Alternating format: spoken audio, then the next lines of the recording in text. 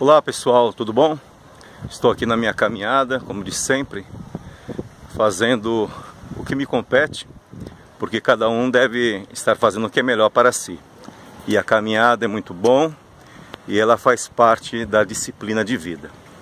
E eu pensando sobre disciplina, estava aqui pensando sobre um assunto que muitas vezes não paramos para pensar, mas eu tenho certeza que você já pensou sobre isso. Sobre regras, princípios, ordenanças. Sabemos que na vida, tudo é importante na vida que tenha regras, porque as regras, ela nos ensina a ter limites e sabermos até onde nós podemos ir. E assim também é para todos, né?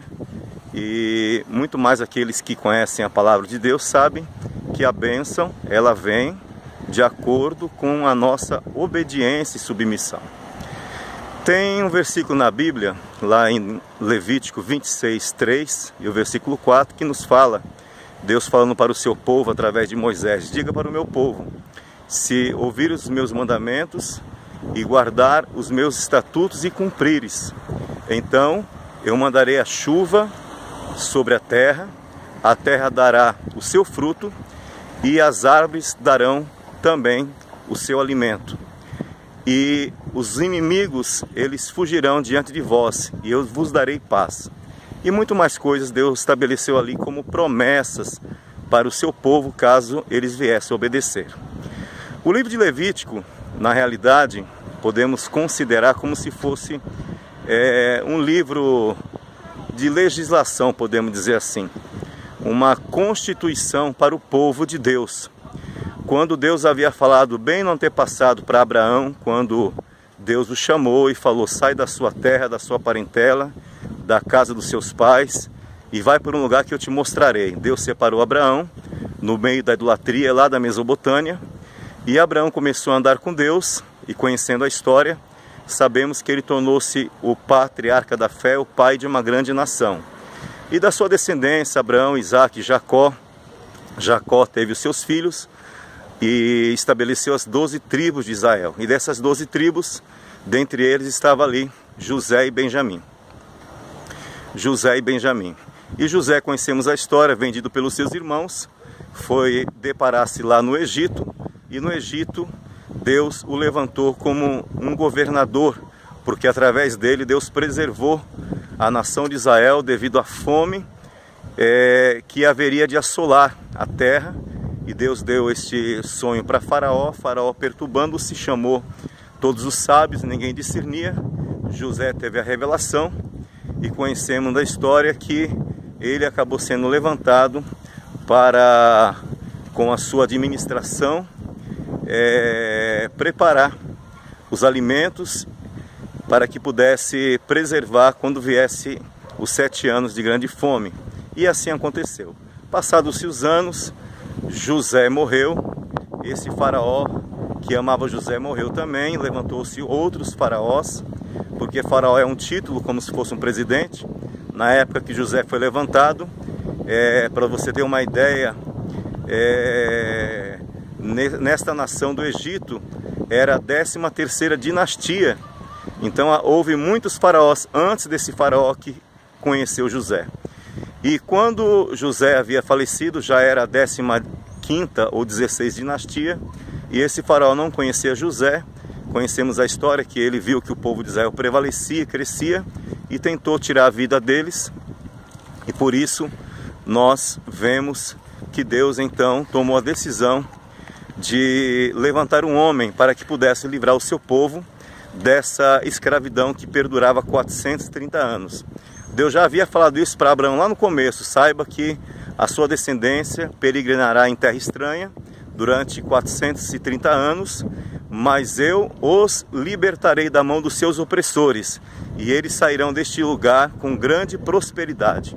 E isso aconteceu porque Deus enviou Moisés, e Moisés foi aquele homem que, através das palavras que Deus havia dado sobre as pragas do Egito, então a nação de Israel, ela foi permitida pelo faraó para adorar a Deus no deserto, E ali conhecemos a história, Deus abrindo o Mar Vermelho e passaram do outro lado, e os inimigos todos foram afogados e destruídos, e a nação de Israel saiu com grande prosperidade, porque Deus tocou no coração dos egípcios para que abençoassem o seu povo, cedendo para eles prata, ouro, vestes, tudo relacionado ao que eles possuíam.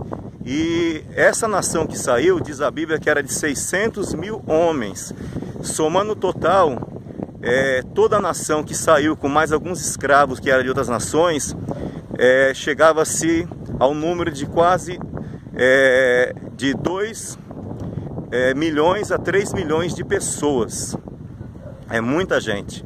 Se nós ajuntássemos, por exemplo, aqui na Baixada Santista, cidade de Guarujá, Santos, São Vicente, Praia Grande, Cubatão, não chegaria a 3 milhões de pessoas.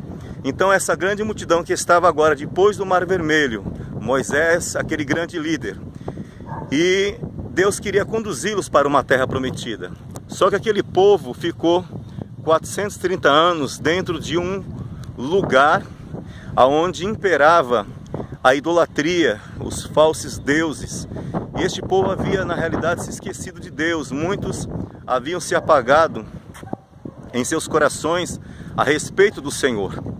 E nós vemos que Deus queria que o seu povo voltasse a conhecê-lo.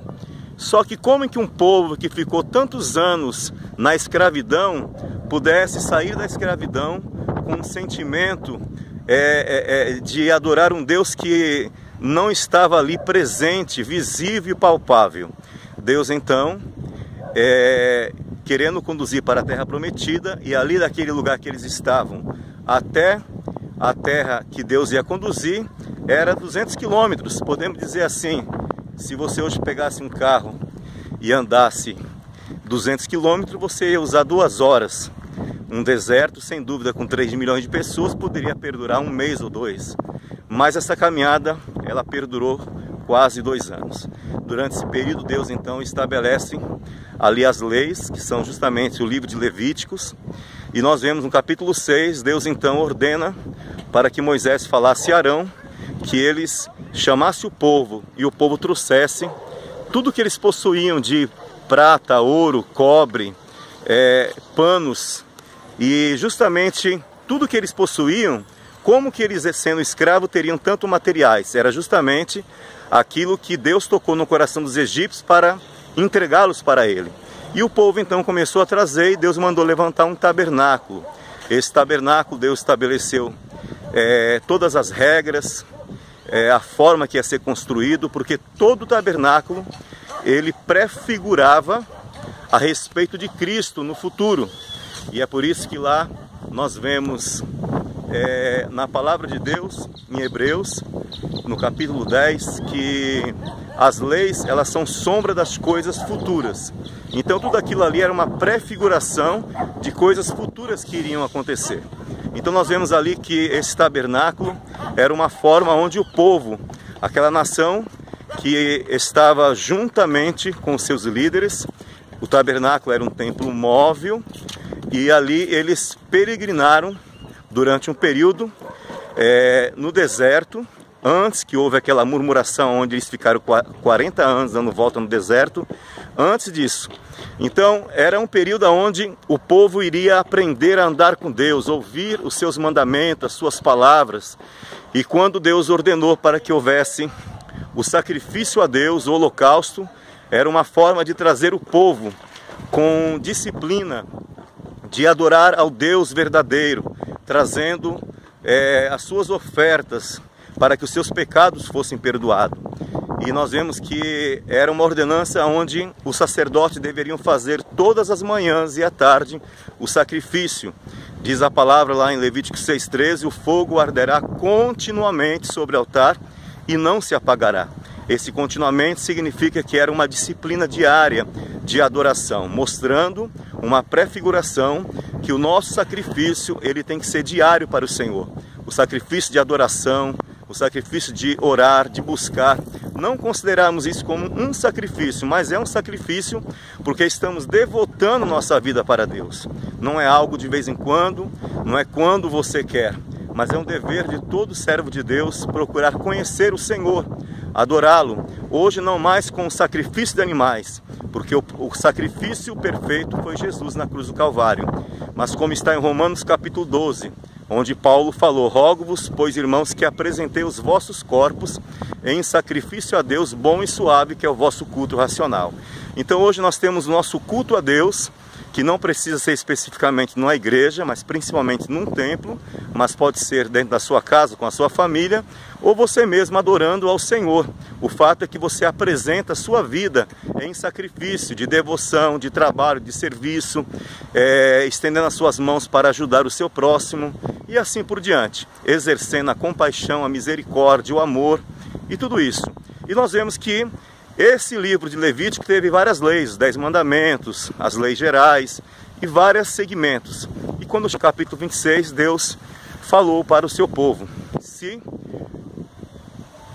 se guardar os meus mandamentos e os meus estatutos e cumprirdes, eu mandarei a chuva sobre a terra, o campo darão os seus alimentos e as árvores darão o seu fruto, os inimigos eu expulsarei diante de vós e eu estabelecerei a paz.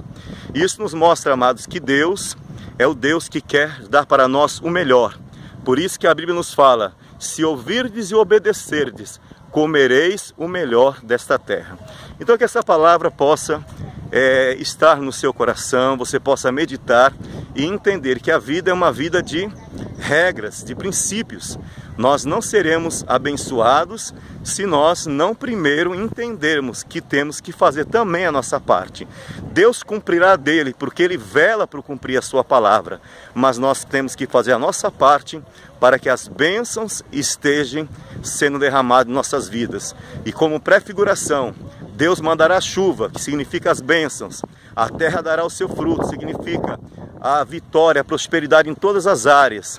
Você vai ter abundância de alimento. Os seus inimigos, que são diversos, eles vão ser expulsos diante da sua frente.